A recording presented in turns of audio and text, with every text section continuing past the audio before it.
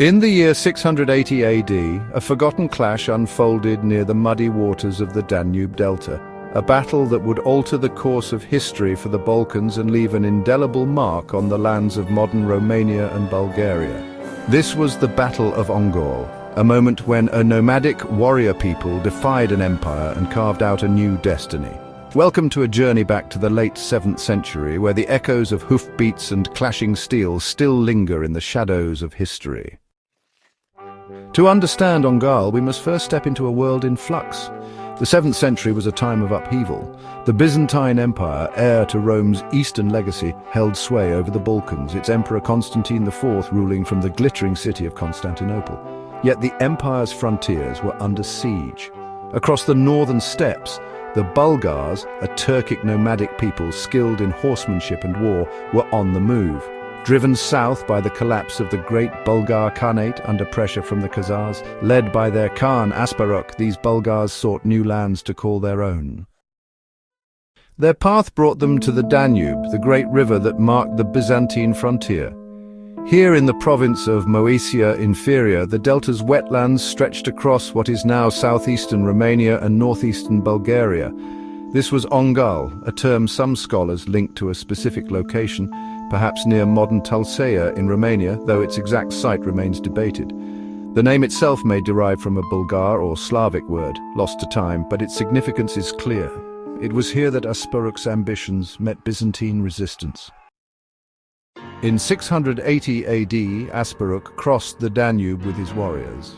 Estimates suggest a force of several thousand, bolstered by Slavic tribes who had already begun settling the region and chafed under Byzantine rule.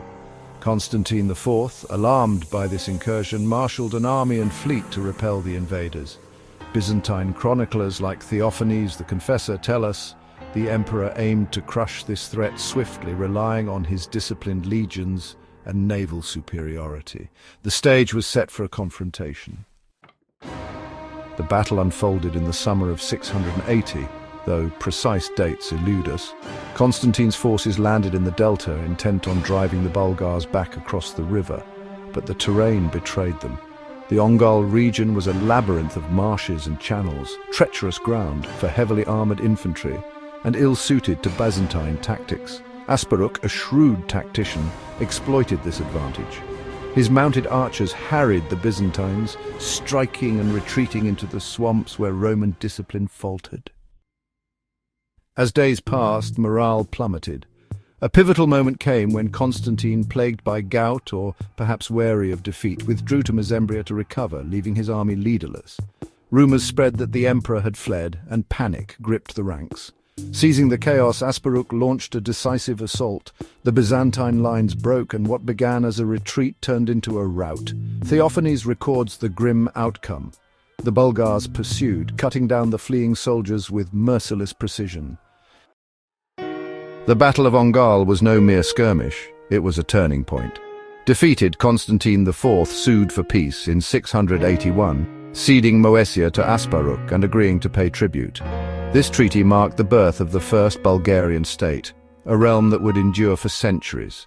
For the lands of modern Romania, Ongal's legacy was subtler but profound. The Danube Delta remained a contested frontier, its northern reaches tied to the shifting fates of Slavic and later Romanian polities. Today, the Battle of Ongal lies half-buried in history's silt, overshadowed by grander tales of empires and conquests. Yet its ripples endure, in the identity of Bulgaria, in the resilience of the Balkans, and in the quiet marshes where a Khan defied an emperor. If you've enjoyed this dive into the past, consider liking this video and subscribing for more hidden chapters of history. What obscure battle would you like us to explore next? Let us know in the comments below.